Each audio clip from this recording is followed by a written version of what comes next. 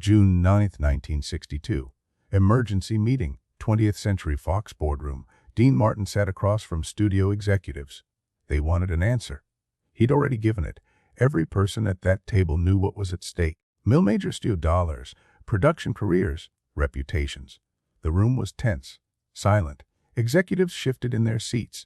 Lawyers reviewed contracts. Director George Cukor stared at the table. And Dean Martin sat there unmoved, waiting for them to understand what he'd already decided. 72 hours earlier, Marilyn Monroe was still employed. By June 8, she wasn't. What happened in those 72 hours would define what loyalty meant when everything was on the line. Spring 1962, Fox was hemorrhaging money. Cleopatra, their epic gamble starring Elizabeth Taylor and Richard Burton, had spiraled into a $40 million disaster. The budget had ballooned beyond control. Fox was on the verge of bankruptcy. Executives were in panic mode. They needed a win. Fast, something cheap, something safe, something guaranteed. Something's Got to Give was supposed to be that win. A simple romantic comedy. A remake of a 1940 film called My Favorite Wife. Proven story. Marketable stars. Easy money. Fox's salvation. Dean Martin as the husband. Marilyn Monroe as the woman returning from the dead. Sid Charis as the new wife. Light commercial. Exactly what Fox needed. On paper, it was perfect. Except one of those stars was Marilyn Monroe, and in 1962, Marilyn Monroe was no longer seen as a star. She was seen as a problem. Marilyn arrived on set in April. She was 36 years old. The test footage was stunning. The famous pool scene, her silhouette against shimmering water. She looked radiant, beautiful. At her peak, behind the scenes, she was falling apart. In 72 hours, Fox would fire Marilyn, sue her for $750,000, and replace her with another actress. In 72 hours, Dean Martin would make a decision that cost him millions, and saved the one thing that mattered: his word. This is the story of the day Hollywood tried to destroy Marilyn Monroe. And the man who said, "Not while I'm standing here." Production began April 23, 1962. From day one, it was chaos. The script wasn't finished. Scenes were being rewritten daily. Marilyn hated what she'd seen. The dialogue felt flat. The character felt shallow. She wanted changes. The studio wanted her to show up and read the lines. Director George Cukor tried to accommodate. He was a skilled director, known for working well with the actresses. He directed Katharine Hepburn, Judy Garland, Ingrid Bergman. He understood temperament. He understood perfectionism. He knew how to handle difficult personalities and extract brilliant performances. He rearranged the shooting schedule around her illness. He filmed scenes with other actors when Marilyn couldn't be there. He worked around her absences. He tried to create an environment where she could succeed. But accommodation had limits, and Fox's patience was running out. Peter Levathis, Fox's production chief, had no patience. Levathis was a businessman, former advertising executive. He saw films as products, actors as assets, delays as losses. He calculated everything in dollars. Fox couldn't afford delays. Cleopatra was destroying them. Every day on Something's Got to Give was another day of hemorrhaging money. Every hour Marilyn didn't show up cost thousands. A virus had weakened Marilyn that spring. Sinusitis, exhaustion. Her doctors told her explicitly, do not work. You need rest. You need recovery time. The studio told her to show up anyway. She showed up late. Often. Sometimes not at all. When she did arrive, she struggled. Lines she would normally deliver effortlessly became difficult. Takes that should have been simple required dozens of attempts.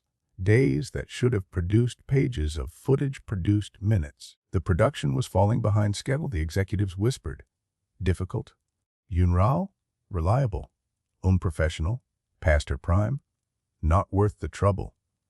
The studio leaked stories to the press, carefully worded, strategically damaging. Marilyn acting in a daze on set. Marilyn holding up production. Marilyn costing Fox millions in delays. The story spread. Columnists picked them up. Industry insiders whispered. The narrative solidified. None mentioned her doctors had advised against working. None mentioned she had a virus that left her physically exhausted. None mentioned the studio refused to postpone shooting despite medical advice. None mentioned she was taking prescription drugs just to function. Marilyn Monroe is the problem. That was the story they told. Then came the breaking point. President Kennedy's 45th birthday party, Madison Square Garden, May 18, 1962. Marilyn was invited to perform, to sing Happy Birthday to the President of the United States. She asked the studio for permission to attend. They said no, absolutely not. You're needed on set. We cannot afford you taking time off. She went anyway.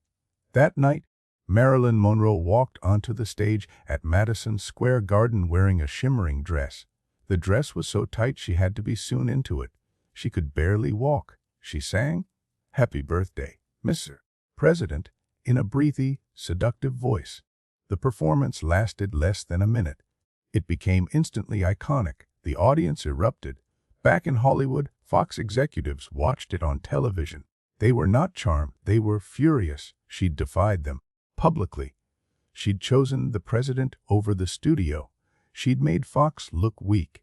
She'd demonstrated that Marilyn Monroe did not answer to them. That was unacceptable. Levathers made a decision. Marilyn Monroe had to go. Not eventually. Not if things didn't improve. Now, June 1st was Marilyn's 36th birthday. On set, the crew threw her a small party. Nothing elaborate. Candles. A few people singing. Photos with Wally Cox, her co-star. Simple, kind. Marilyn smiled for the photos. She looked happy in those images, radiant even. Behind that smile, she was exhausted. Behind that smile, she knew something was coming. You can feel it when a room turns against you. 3 days later, she didn't show up to set. June 4th, Marilyn's acting coach called the studio. "She's not coming today. She's not well enough." A Cuker filmed what he could. A scene with Dean Martin and Sid Charisse. Dialogue that didn't require Marilyn. Afterward, he dismissed the crew early. He told the assistant director quietly, "If Marilyn doesn't come tomorrow, I have nothing left to film. We'll have to shut down." That night, studio executives met. Emergency meeting. Crisis mode. Fox had two options: find a replacement or shut down production entirely and eat the losses. They chose replacement. Immediately. That's how quickly you become expendable. Kim Novak was offered the role first. She refused, out of respect for Marilyn, out of solidarity with another actress being treated as replaceable. Shirley MacLaine was approached. She refused. Same reason. Doris Day was sounded out. She turned it down. Then Lee Remick said yes. She was talented, professional. She needed the work. June 8, 1962. Peter Levathers fired Marilyn Monroe. Not a phone call, not a private conversation, a formal termination, effective immediately. The same day, Fox filed a $750,000 lawsuit against Marilyn Monroe Productions for breach of contract. $750,000, a devastating sum. The same day, Lee Remick was brought to the Fox lot and fitted for Marilyn's costumes. The costumes Marilyn had worn. The costumes designed for Marilyn's body. Lee Remick stood there while wardrobe pinned and adjusted, erasing Marilyn Monroe from the production in real time. Fox issued a statement to the press. "Due to Miss Monroe's spectacular absenteeism, we have no choice but to replace her." But the press ran with it. Headlines screamed, "Marilyn fired." Marilyn sued. Marilyn finished. By entertainment columnists wrote think pieces about Marilyn's decline. About how she'd squandered her talent. How she'd let everyone down. How this was the inevitable end of a troubled woman. Nobody asked what happens when the most powerful studio in Hollywood decides you're expendable. Nobody asked. Except Dean Martin. Dean Martin heard about the firing the same way everyone else did, a phone call. Late afternoon, June 8th. His agent's voice on the line. "Dean, they fired Marilyn. Lee Remick's replacing her. You're back on set Monday morning. Fox wants to move fast, get this production back on track." Dean was quiet for a long moment. His agent waited, then waited longer. Finally, "No, I'm not." "Nah, Dean, they've already made the decision." "I'm not going back." "Dean, listen to me. This is a Fox production. You're under contract. They can sue you for breach. Let them sue me.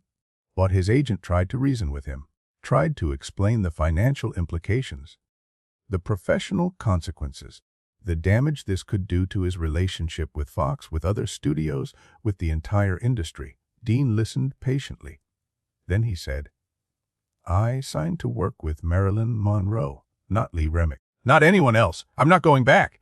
Dean Martin's contract had a clause he'd insisted on during negotiations, a clause most actors never bothered with. Final approval of his leading lady. Most actors used clauses like that for ego, to ensure they had approval over who they'd be romantically paired with on screen, to protect their image, to maintain control. Dean used his for principle. He'd signed to work with Marilyn Monroe, not because Fox told him to, not because she was the biggest star available, not because it was good for his career, because he'd chosen to, because that was the agreement. And Dean Martin didn't break his word, ever, for anyone, for any amount of money. The next morning, June 9th, Dean Martin issued a public statement. His publicist released it to the press. I have the greatest respect for Miss Lee Remick and her talent and all the other actresses who were considered for the role. But I signed to do the picture with Marilyn Monroe, and I will do it with no one else. Fox panicked. Immediately. They'd already fired Marilyn. They'd already hired Lee Remick. They'd already issued press releases announcing the replacement. They'd committed publicly.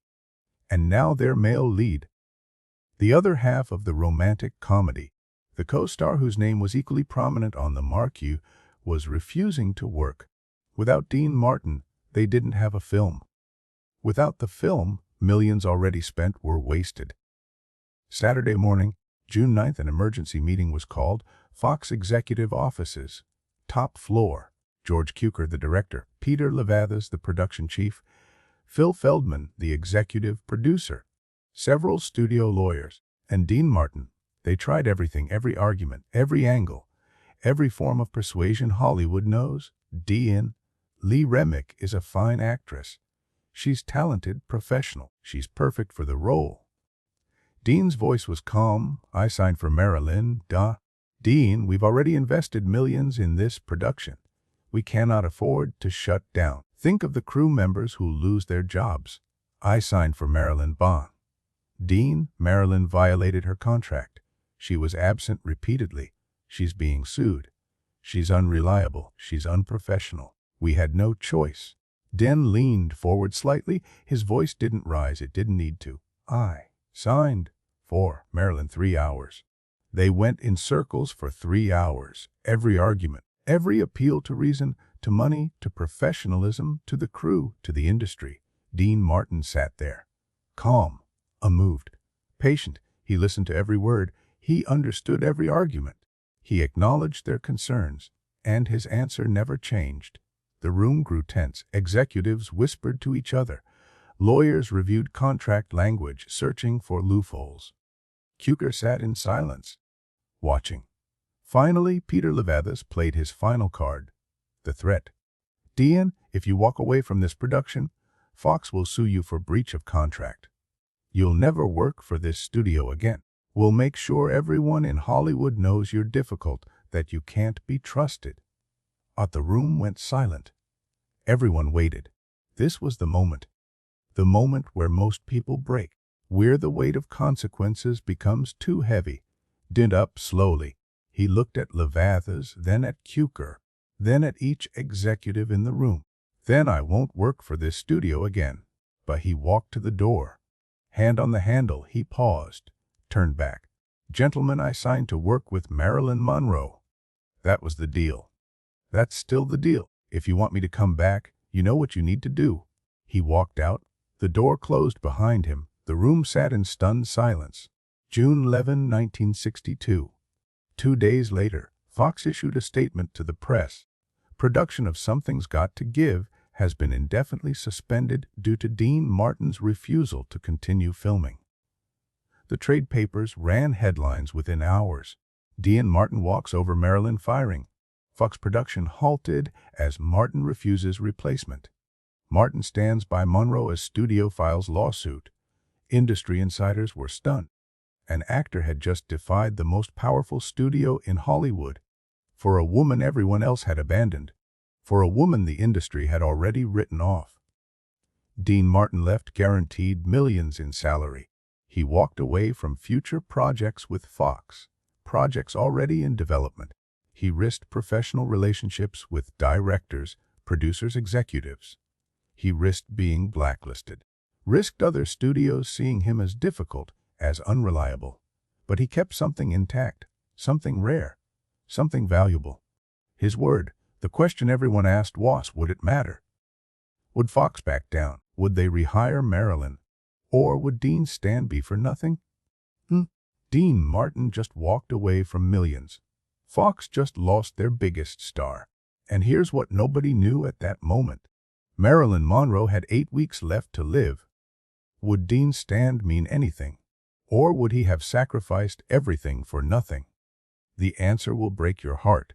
But before we get there, I need to tell you something. This channel exists because stories like this are being forgotten. Hollywood wants you to remember the glamour, the parties, the fame, the red carpets, and the beautiful people. They don't want you to remember the moments when someone stood up and said, no. They don't want you to remember when loyalty meant something. If you think these stories matter, if you think loyalty still counts for something in a world that increasingly treats it as outdated, hit subscribe.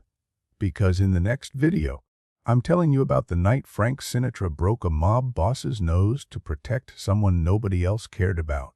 Violence, power, justice, street-level morality in a world of untouchable criminals. And after that, the real reason Dean Martin walked away from the Rat Pack at the height of their fame. The moment Frank Sinatra's ego destroyed the greatest partnership in entertainment history. And why Dean refused to pretend it didn't matter. Stories Hollywood doesn't want told. Subscribe. Let's remember them together. Marilyn Monroe heard what Dean Martin did. She was at home. Brent alone. She spent most days alone by this point. The phone was her main connection to the outside world. Her phone rang, friend, voice excited, emotional, urgent. Marilyn, Dean walked off the film. He refused to work without you. He told Fox he signed to work with you and he won't do it with anyone else. Marilyn was silent. The friend kept talking, explaining what had happened, what Dean had said, what it meant for the production. Marilyn still didn't speak. Then the friend heard it, quiet at first, then unmistakable. Marilyn was crying. Not because she was saved. Not because she thought this would fix everything. Not because her job was secure. Because someone had seen her as worth saving. Being fired wasn't new to Marilyn. Being called difficult wasn't new. Being blamed for things beyond her control wasn't new. Her entire career had been a cycle of being used, discarded, then used again when it was profitable. Studios fought over her when she was making money, then threw her away when she became inconvenient. Directors praised her when she was delivering box office returns, then called her impossible when she asked for basic respect. Producers objectified her, then blamed her when she objected. What was devastating about June 1962 wasn't just being fired, it was how they did it. The studio branded her spectacular absenteeism, not illness, not medical advice, not a studio that refused to accommodate basic health needs. Spectacular absenteeism, a $750,000 lawsuit, $750,000, public humiliation, press releases. A coordinated campaign designed to ensure that Marilyn Monroe's name became synonymous with failure, with unreliability, with trouble. They didn't just fire her. They tried to destroy her, to make her an example, to ensure no other actress would dare be difficult. And it was working. The press called her washed up, a has-been, a tragic figure past her prime. Fellow actors, people she'd worked with, people who'd called her a friend, stayed silent. Not one spoke up. Directors who'd worked with Marilyn, who'd seen her talent firsthand, who knew she could be brilliant, said nothing. They had careers to protect. Speaking up meant potentially losing work. Everyone in Hollywood knew Fox was wrong. Nobody said it. Except Dean. Den gave her something more important than a job dignity. He said publicly, where everyone could hear, "This woman matters. Her talent matters. I will not participate in her destruction." For Marilyn, who'd spent her entire career being used, objectified, discarded, blamed, that meant everything. Fox had a problem. A massive, expensive public problem. Without Dean Martin, some things couldn't continue. The film was built around the romantic chemistry between the two leads. You can't replace half of that equation. They tried to sue Dean. Their lawyers examined his contract for loopholes, searching for any angle. Found none. His contract was airtight.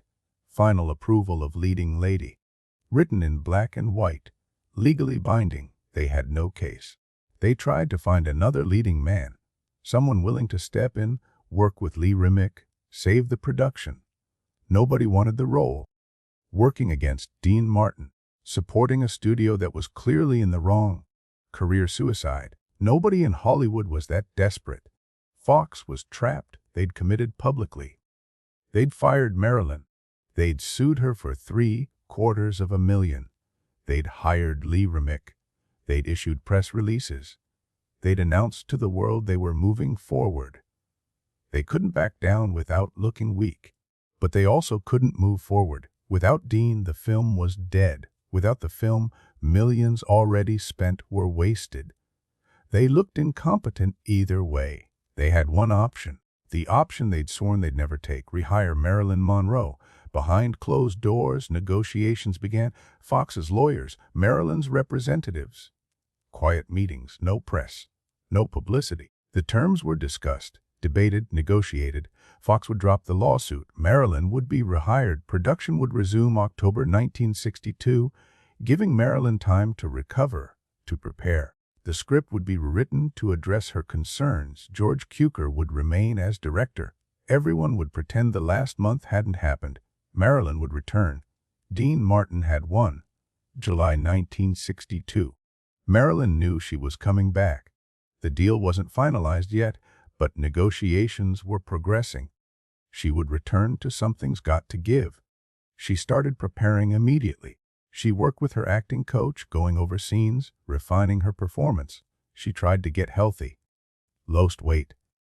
Tried to rest. Tried to manage the prescription drugs that had become both necessary and dangerous. She was hopeful. For the first time in months, genuinely hopeful. One friend remembered visiting her in July. Marilyn talked about the film, about Dean, about getting another chance to prove herself.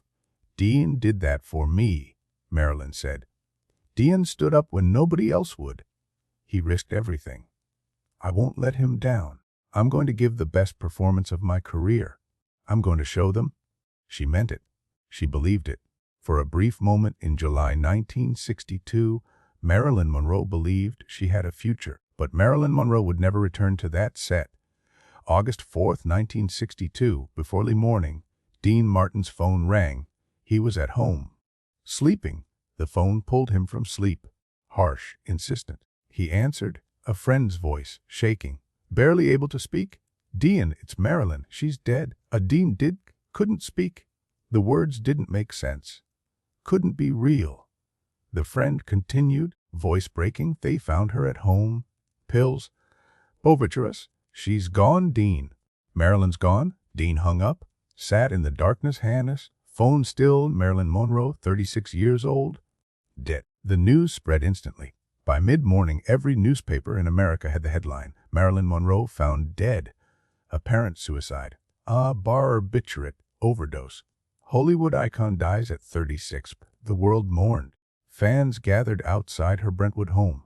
Fellow actors issued statements. Directors shared memories. Fox issued a statement within hours. "We are deeply saddened by the loss of Miss Monroe, a talented actress and beloved star of the same studio that had sued her for $750,000 2 months earlier. The same studio that had fired her, replaced her, tried to destroy her reputation. Now they were deeply saddened."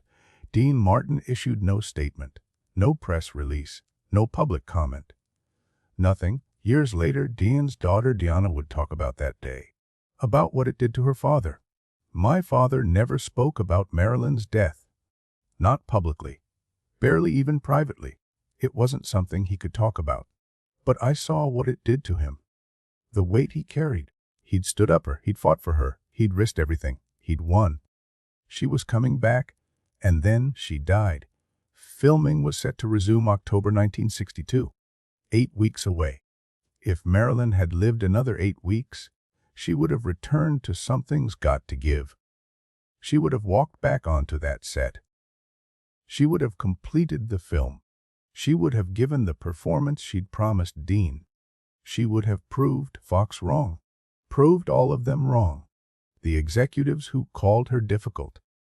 The press who called her washed up. The columnists who wrote her off. The industry that decided she was expendable.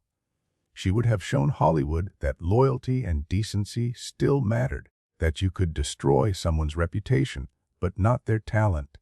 Dean Martin had given her that chance. He'd fought for it. He'd sacrificed for it. He'd won it for her. But Marilyn Monroe never got to take it. August 5, 1962. One day after Marilyn's death, Fox officially abandoned Something's Got to Give. The production was shut down permanently. The sets were dismantled. The crew was dismissed. The footage, 37 minutes of completed scenes featuring Marilyn at her most radiant, was locked in Fox's vaults. For 30 years, that footage sat in a vault. Nobody saw what Marilyn had been giving them. Nobody saw what Fox had thrown away. When it finally surfaced in the 1990s, when Fox released the footage as part of a documentary about Marilyn's final days, viewers were stunned. They saw Marilyn at her best, talented, funny, alive, giving a brilliant, nuanced performance. The studio's narrative: difficult, unprofessional, washed up, unreliable. Shattered by the evidence. Marilyn had been giving one of the best performances of her career, and Fox had thrown her away. 1963, a year later, Fox remade the film. They couldn't afford to waste the script, couldn't afford to write off the investment entirely. New title, Move Over, Darling. New cast, Doris Day and James Garner. New director, new cinematographer. New everything. The film was released. It made money. Modest success. Nothing spectacular. It performed adequately at the box office. Nobody remembers it. If you ask someone to name a Doris Day movie, they won't say Move Over, Darling. Most people don't even know it exists. Everyone remembers Marilyn. Everyone remembers Dean. Everyone remembers Something's Got to Give. The film that was never finished. The film that became legend. Dean Martin never regretted his decision. Asked years later by an interviewer about walking away from the Fox film, about risking millions, about defying the studio, Dean said simply, "I signed to work with Marilyn Monroe. That was the deal word. I keep my drama. No self-righteousness, no martyrdom, no claim to heroism, just principle. Clear. Absolute." That's who Dean Martin was. August 4, 1962. Marilyn Monroe died. Dean Martin had risked everything to save her job. He'd won. The negotiations were nearly complete. She was coming back in October. And then she was gone. So here's the question I can't stop thinking about. Was Dean Martin right to walk away? Think about it. Really think about it. He risked millions in guaranteed salary. He risked his relationship with the most powerful studio in Hollywood. He risked future roles, future opportunities, professional relationships that took years to build. For a woman he couldn't save. For a gesture that in the end changed nothing. Marilyn died anyway. Some of you are thinking, of course he was right. Loyalty isn't conditional. You don't walk away from someone just because it's expensive to stand by them. That's not loyalty. That's a business transaction. Dean did the right thing, the only thing others are thinking. He threw away millions for nothing. Marilyn died anyway. The film was never made. From a purely logical standpoint, Dean's sacrifice changed nothing. He could have stayed, finished the film, kept his career intact. Both sides have a point. Both arguments are legitimate. So I want to know, If you were Dean Martin in June 1962, sitting across from Fox executives in that boardroom, knowing they'd fired Marilyn, knowing they'd filed a $750,000 lawsuit against her, knowing they'd replace you if you walked, knowing you'd lose millions, what would you do? Would you walk? Risk everything for principle? Or would you stay, finish the film, protect your career, and tell yourself you tried? Comment below. Tell me. I'm going to read every single comment, not skim. Read every single one. The most thoughtful answer, the one that makes me think the hardest, the one that challenges my perspective, I'm going to read it out loud in my next video and respond to it. Your words, your name, your perspective. Featured. So don't just write Dean was right or Dean was wrong. Don't give me a two-word answer. Tell me why. Tell me what you would do in that moment. Tell me what this story means to you. Don't just tell me what you think. Tell me why you think it. Tell me what Dean's decision makes you feel. Because this isn't a simple question. And I don't want a simple answer. The best comment gets featured in the next video. I'm serious about this. Go. 1962. Dean Martin walked away from millions to defend Marilyn Monroe's dignity. He didn't save her life. But for 8 weeks, she knew someone had fought for her. Someone had said she mattered. Someone had risked everything because she was worth it.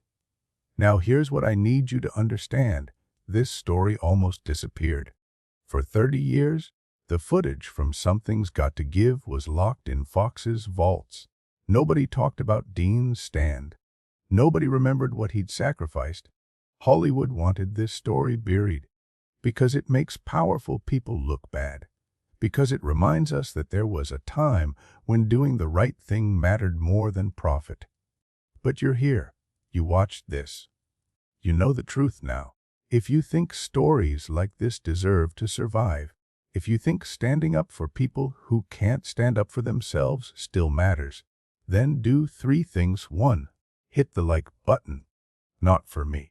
For Dean. For Marilyn. So the algorithm shows this to more people. So this story reaches someone who needs to hear it. 2. Subscribe. Because in my next video, I'm telling you the story Hollywood REALY doesn't want you to know. The night Frank Sinatra walked into a mob-owned casino in Las Vegas, found out they'd assaulted a young waitress, and personally made sure every one of those men never worked in Vegas again. Power. Justice. It's the most intense Rat Pack story I've ever researched, and it's 100% true. 3. Share this. Send it to someone who needs to hear it. Someone who thinks loyalty is dead. Someone who thinks standing up costs too much. Someone who forgot that one person can make a difference. Dean Martin proved that doing the right thing still matters. Let's make sure nobody forgets. I'll see you in the next video. I signed to work with Marilyn Monroe. That was the deal. I keep my word. About 37 minutes of footage still exists in Fox's archives. Marilyn swimming in that pool, radiant. Alive. Giving what could have been the performance of her career. Dean Martin fought for that. Marilyn never got to finish it. But that footage, that's what his stand meant. That's what remains.